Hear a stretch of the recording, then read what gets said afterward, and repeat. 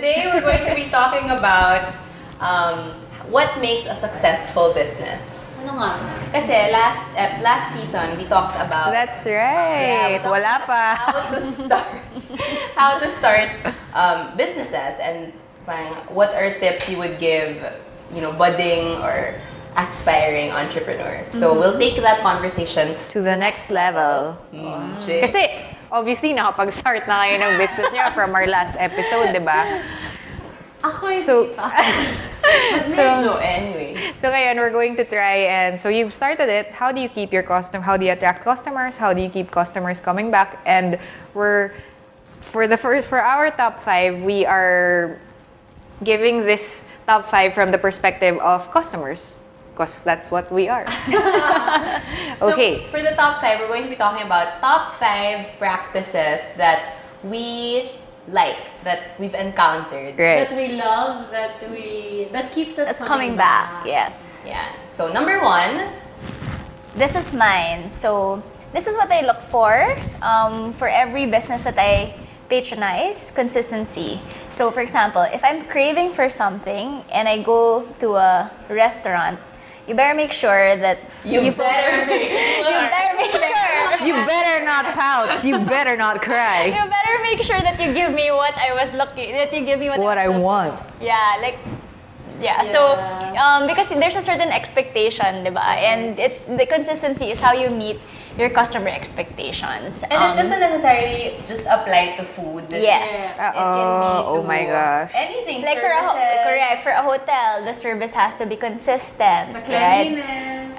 Or for if you buy a shirt, like we were talking about this, na the problem with some brands now is that if you buy a shirt, the first time you fit it, it's nice, but then after just a single wash, ang pangit na. So, Or iba na yung fit. So, kunyari, bibili ka online, and then you get a large, and then you get another large. Tapos magkaiba. yeah. Parang ang gulo. Ang gulo, large ba talaga ako? Wow. Extra small ka ata. Yung when there's a restaurant from abroad na pupunta dito, tapos excited lahat ng tao, pipila ka. Correct. Tapos you eat there, sobrang sarap. Tapos you come back months after, parang Hindi na masarap. Kasi wala na yung executive chef na galing abroad. Siguro. Ewan ko. Pero alam ko yan. Yeah, so Number 2. consistency is important. Number 2, usage of realistic photos. Alam mo yung kakain ka pa lang sa isang restaurant, tapos bibigay sa'yo yung menu. Ang ganda-ganda sa picture. Ang laki. Ang laki. Well, mukha siyang malaki. Pero, it's not like they're going to put some kind A of... reference. Yeah, a reference, right? But based on the picture, it looks a certain way. And then when it's served to you, you're like, ano to? Diba? Ay, pang-ibon. Ganun. Pero paano yun? Siyempre, di ba yung sa menu or dun sa mga walls, di ba, ng restaurant, siyempre naka-food style yan. Yeah. Kaya nga, dapat Huwag lang OA. Huwag yung OA na iba. Again, it's about meeting your client's expectations, diba? Kung in-oversell mo yung product mo, talagang hindi siya masasatisfy. Kunyari, mushroom soup. Tapos dun sa itsura niya, dun sa, yung mukha siyang creamy, ganyan. Tapos pag, iba na, di ba magkaiba yung itsura ng malabnaw, tsaka ng creamy na mushroom soup. So, wag niyong labnawan. Yun. Okay, And next. it also applies to hotels, malls. Hotels! Grabe! Wow! Sa Agoda, ang ganda! Totoo yan. Ang laki! Ang laki Remember? ng banyo. Tapos pagdating mo doon, lahat ng mga gamit, kunyari yung mga tuwalya, yung Meron kaming sinayan. Sa Singapore. Hassle. Kasi ang Sobrang ganda. mahal niya. Oo, ang mahal. Siguro Sobrang ganda sa mga picture. $200 a night. So you'd expect, di ba, na, kasi share kami, so kaya na $200 a night. Tapos, pagpasok namin, literal, yung banyo niya, kailangan mong gumilid para mabukas mo yung pinto.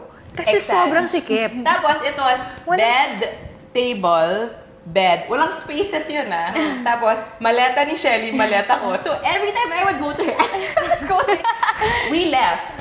Yeah, we did. left. Medyo naman, Singapore's hotels, they give naman that expectation na kapag ka business, di ba, maliliit.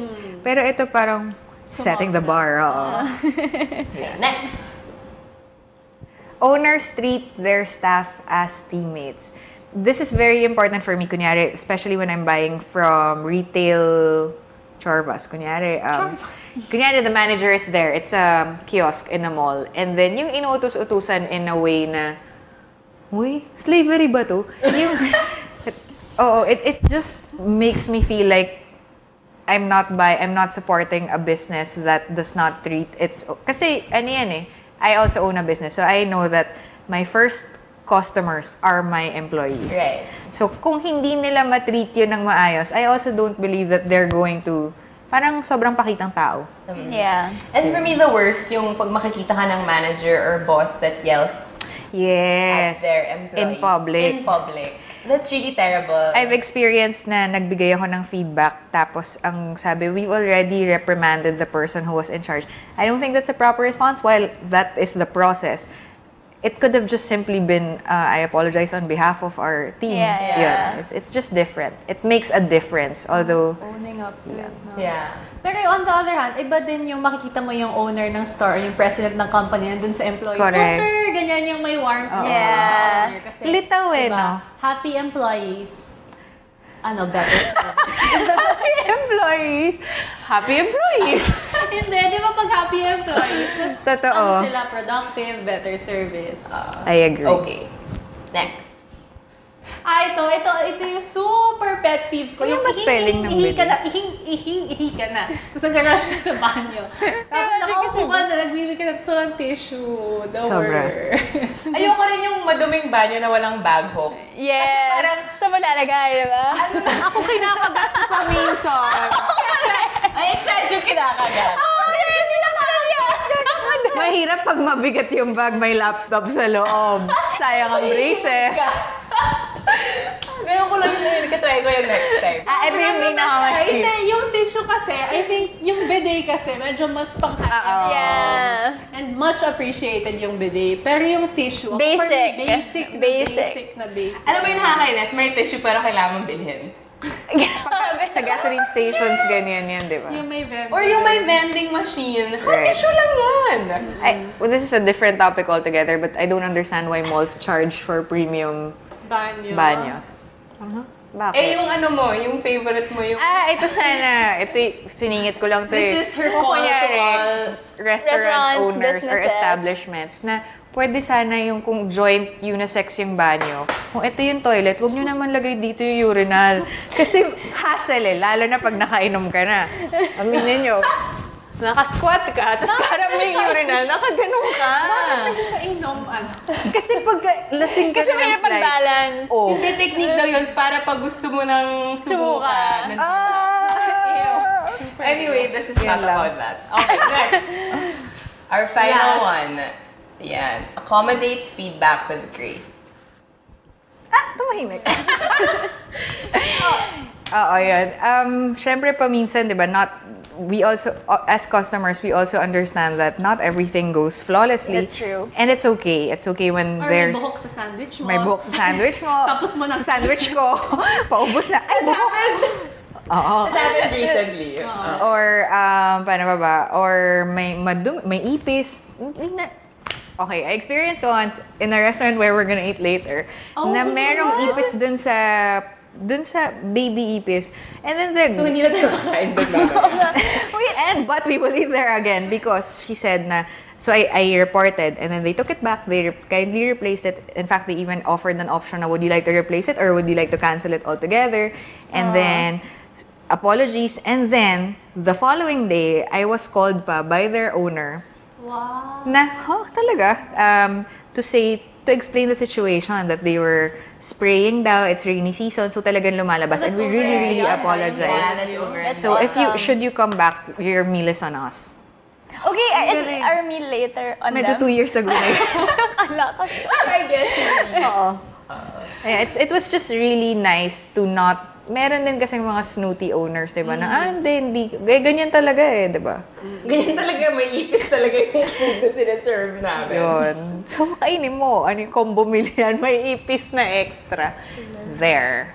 And I also think that as customers, from our end, when we write feedback, whether it's good or bad. It's for the good of Yeah, the and brand. I think it's only fair to expect a reply. Yes, My friend ako na kinakareer niyan, si Evita, you all know her, hi Evit. Talagang kapag kunyari, kakain kami, binigyan ako ng comment card, kinukuha niya. Tapos siya yung Kinakareer ko yun she's, ganyan nga yung talagang, I really enjoy it. Pero siya, I think, different level. Kakabili lang namin kanina ng green smoothie from this place and then she really loves it. But medyo na-turn off siya for something. So meron na siyang din-draft na email na, Hi, I'm a new loyal customer and I am now personally invested in the success of your business. I would like to... Wow! O sige, padala mo yan. Okay, so that rounds up our top 5 of good customer service practices that we absolutely love. And when we come back, we will be talking to a rising entrepreneur who will give us more information on how and on what makes a successful business. Hi, my name is Miguel Olfindo from NMF TV, your source of intelligent entertainment. For the Bro Show and Hands-On, subscribe to NMF TV Sports. For the Call Center Show, the Soul Slam Show, and In Fairness, subscribe to NMF TV Urban Culture. For the Jing Wonna Show and Live Love Lols, subscribe to NMF TV Lifestyle and Beauty. For Riot, subscribe to NMF TV Youth.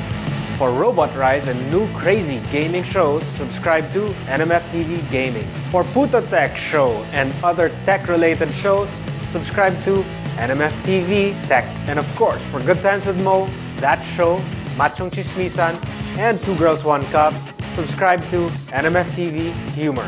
When you subscribe to these channels, you won't get all the noise from all the other channels that you don't really care about. So subscribe to each one that you want and enjoy. Welcome to the New Media Factory family. Hi. They say nothing in this world is free, and for the most part, that's true. But here at NMF Network, all shows are indeed 100% free. And as an added feature, you have the option to subscribe to all your favorite programs, also at no charge. Why should you subscribe? By subscribing, you no longer have the hassle of delays when you stream the program. You also don't need to keep checking our site to see if your favorite programs are up because they'll automatically be uploaded to your device as soon as it's available. Here's how to do it. For those people with Apple mobile devices, first you need to download the podcast app. Once you download the podcast app, open it. You should be taken to the featured page. Now, you look for the store button. Hit the store button, and after doing that, hit the search button.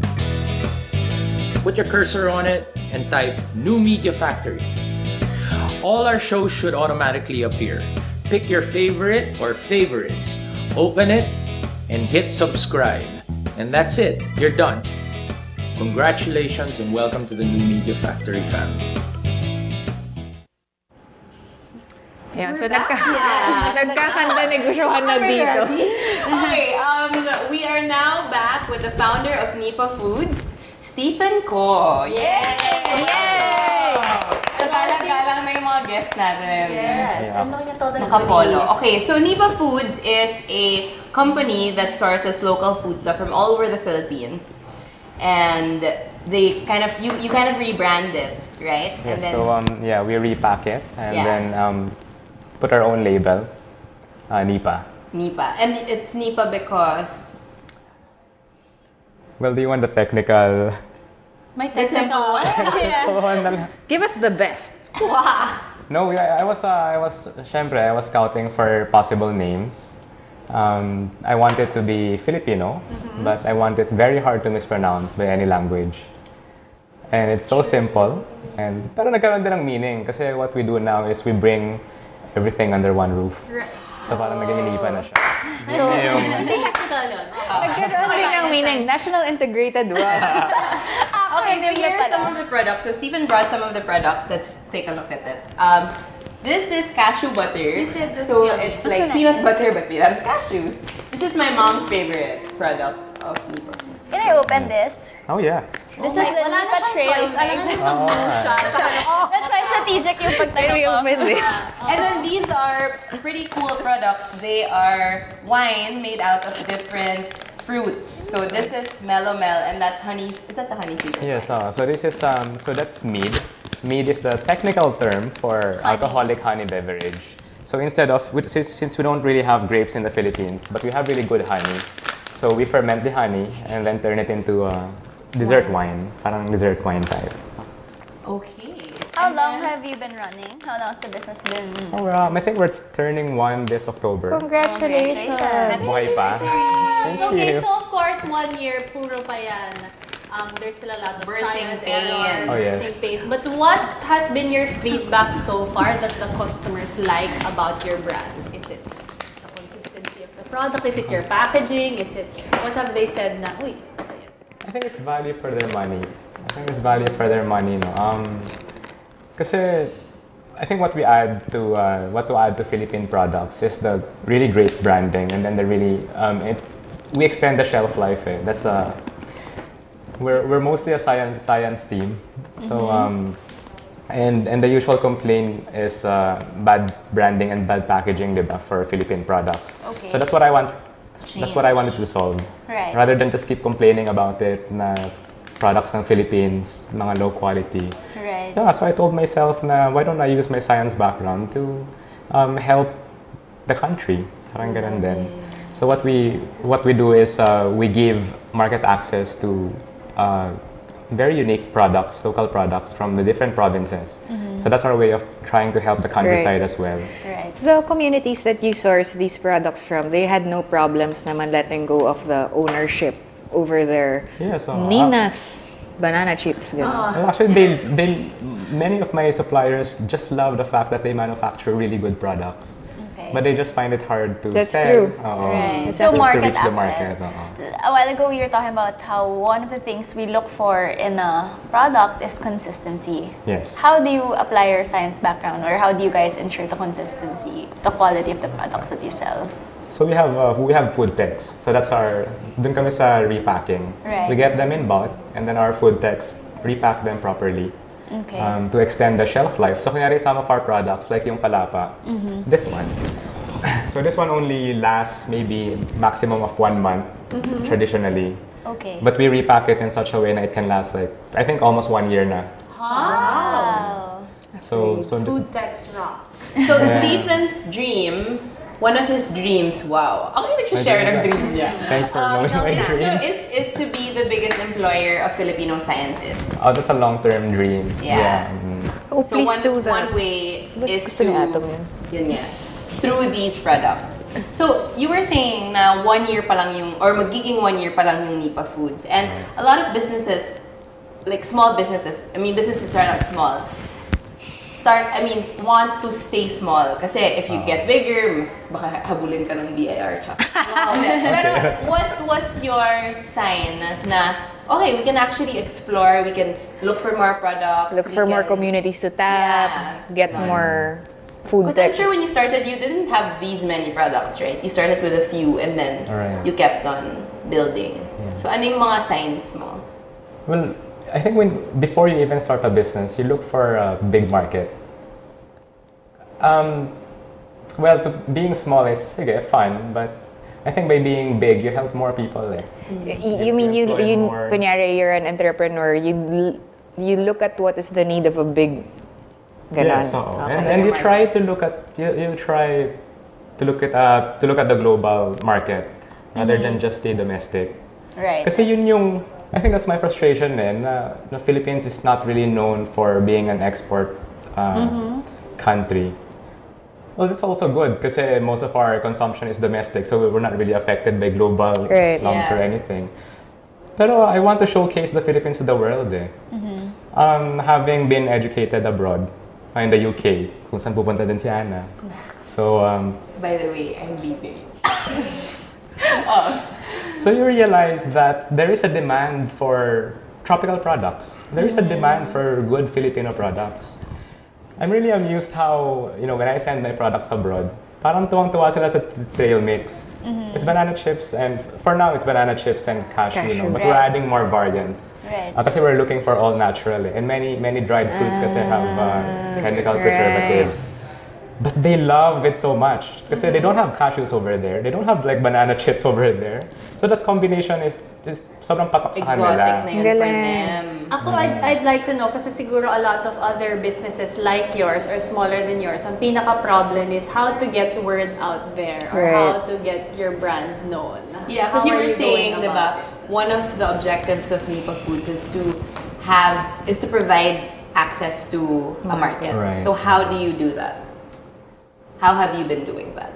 Well, we're still a baby company, no, Yeah. 1 year. But word of mouth, definitely, word of mouth. And then you give them that brand experience. It's the totality of the customer experience, like what you've been mentioning in your top 5. Tama you really give them value for money, and every aspect of the company should reflect your culture as an entrepreneur. So yun, parang trickle down to your employees, kung how do you want to treat. And then yes, treat your employees like I think how you properly treat like a person, diba? With honesty, being transparent. And I think similar sa business, no? There's no point like cutting corners. Yun, so and then it starts spreading, word of mouth na I start having repeat customers and so we're trying to be active with social media, being a new business as well. And then Because it's a very affordable means of getting the word out. I'm big on promotions rather than advertising. So advertising, you're putting out the message on how you want the message to appear. But with promotions, you allow the customers to present the products to other potential customers. Right. I'm really happy that I see mga posts ng customers who rave about the product and then really promote it. And sila pa yung nag-market talaga for Nipa na, no? Okay. I have a question. Have you ever received bad feedback? And if yes, how did you handle it or how did you manage that? My bad feedback kunyari sa delivery kasi we don't have a physical store. Right. So puro delivery kami, di ba? Yeah. Sometimes may delay in delivery. Right. Well, I think you just be honest. Correct. Okay. You just be honest of what really happened. And then maybe give them a little something, dagdag more na. Pero you're that sorry for- always works kasi Pinoys love freebies. Whether na-agree yeah. or whether gusto lang nilang pumi-ar. Ay, may free ganito, ganyan. So yeah, Or like free definitely. delivery na lang. And then what were some things you wish you knew before you started Nipa Foods? Business-wise. Business-wise, like maybe all the paperwork that goes into Well, one of your questions nga was what did I know? What did I know before I started the business? what did you wish you knew? I was prepared for it naman kasi Love it. basically no. So I mean, yung tip no. is be prepared. Be prepared to do hard work. Hindi out ako once you know that entering entrepreneurship or starting a business is really hard work. So lahat ng anything you encounter, that's part of business and you appreciate it as part of the hard work. No, wala namang madali talaga if you want to be, well, especially if you're in the business, diba? And then yung Steven, may fundraising. host dito ba? Baka gusto mo. Kailang. And then? Well, yun din, you're prepared to be broke for a while. Right. And there's even this, syempre, the myth, when you're an employee, there's always that the grass is greener on the other side. You want to have a business. You want to establish that coffee shop. And, but the reality is that when you own your own business, you're on call 24/7. It's not an 8 to 5 thing. That's very good. But you're on call 24/7. What has been your turning one? Nipa Foods is turning one. What has made it worth investing your 24/7 in? People. People talaga yan.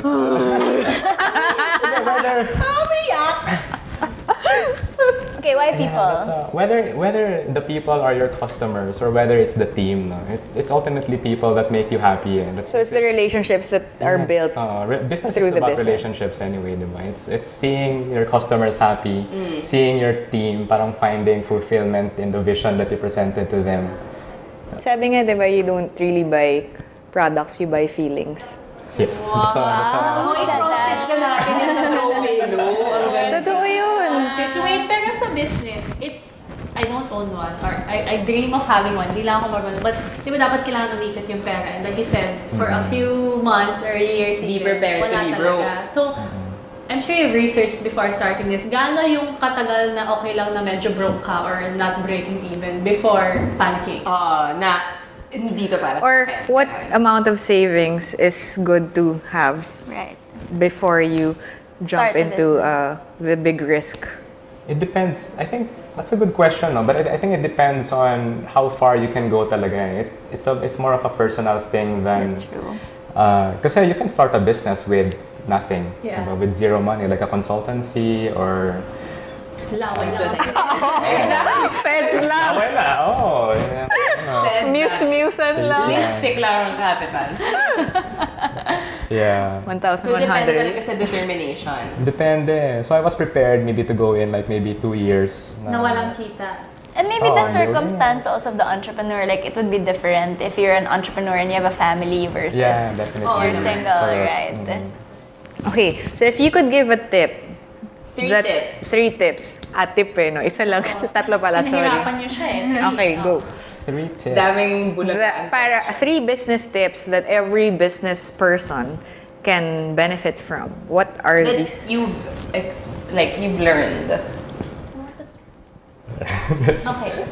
Yeah, well, definitely be prepared to do hard work. It's really all hard work talaga, no? Yeah, listen to your parents na wala naman madali sa buhay talaga. So, mahirap talaga, no? Hi, Mom. Hello. Yun. So that's And one. then, that's and one. then I like that tip because a lot of people now have a sense of entitlement na if I start a business and I'm gonna be the boss, I shouldn't be packing these things. I shouldn't be taping labels on jars, diba? or kasi what's hyped up are the success stories. Right. But nobody really features the Failures failure, or the Or part the where they slow fail. steps. Yeah. Okay, so that's one. Be prepared to do hard work. What's the second Second tip? advice, I think, is don't be afraid to ask for help. That's nice. Na, you'll be surprised na... Kasi ma-pride. Siguro, or ayaw lang magtanong. Or like, ano, di ba? Nahiya. Pwede rin nahihiya, di ba? Pag sabi, ayun, dapat sa negosyo walang In your hiya eh. case, what have you asked help for that You'll be- navigate sa'yo? You'll be surprised on how many like successful business people who loves to help young entrepreneurs as well. Whether they're your suppliers or your customers, as long as they know your sincerity and they could feel it, they would help you eh. So some of my suppliers who've been in the business for quite some time, sila yung nag-offer to help me here and that, mag-extend ng credit. Ang bait naman. Yeah. Oh, you'll be surprised talaga na akala mo like business is all about competition, but it's really relationship eh. So whether he's your competitor, you wouldn't know eh. Your competitor now could be your supplier next time or could be your customer. So you have to treat everyone with respect. So if business is all about relationships, would you recommend a single person to get into business? Okay, next. Paki-edit, please. Pakitanggal. Okay, so I regret that. last tip. Definitely in connection to your I think. My point. Pakibalik. But then, Pag na i-delete. you should have fun. I think how I'm connecting it to what you said about being. Oo nga, nahirapan ako dun. Thanks, but paano? No, you shouldn't forget. Syempre, even though it's hard work and business is in your head 24/7, you don't forget your friends. You don't forget your social life. Again, di ba? Everything is relationships pa rin. So you shouldn't. Ganun din. Mas happy nga ako na may parang work-life balance pag business. Kasi pwede ka naman tumigil like sa gitna ng araw to have a coffee with someone, di ba? Hindi kunyari like stuck ka sa office na sa gabi lang or sa weekend lang. But here I could like meet friends anytime of the day. Like Pero yes, definitely. Having coffee in the middle of the day. Yeah. So have fun. Definitely have fun. Enjoy the business. No, I mean, if you're not having fun anymore, what's the point of why continue? Why continue waking up every day and doing this. We continue waking up every day. Period. Kasi boy pa. Sorry, wait, can I just backtrack to the part where you said that you have a lot of, to ensure the consistency of your products, you hire or you have Yes, food tech. we have food tech. Would you recommend, and that's an investment, to hire to have a professional within your team that assures quality? Would you also recommend the same thing for businesses, to have someone dedicated to just quality assurance? Actually, we don't. Most of our processes are outsourced currently. No, the good thing is they're my friends. Like you build. It's all about I relationship. mean, it's in your chain of build the process, network. diba? Na It's in the supply chain. someone is dedicated to. Kasi there are outsourcing is I think is the thing now, no, to para you don't have to hire a full-time person within no. Lang babaya ng SSS. Loko lang. Yeah, well, so, there are many food what do you say, parang mga food consultancies din that are available. You just really have to look for and I got my, you get your network from college, from your masters, ganun. And then you tap them, don't be shy, just tap them. So kunyari, our food techs are, Don't be shy.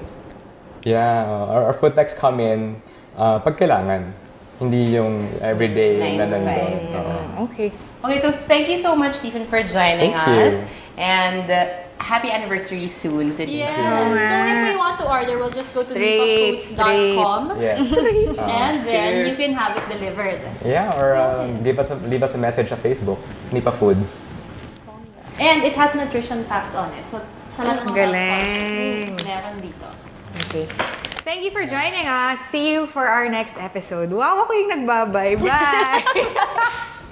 The views and opinions expressed on any program are those of the persons appearing on the program and do not necessarily reflect the views and opinions of the New Media Factory. Some programs on this network might include strong images and language and may not be suitable for all audiences. Viewer discretion is advised.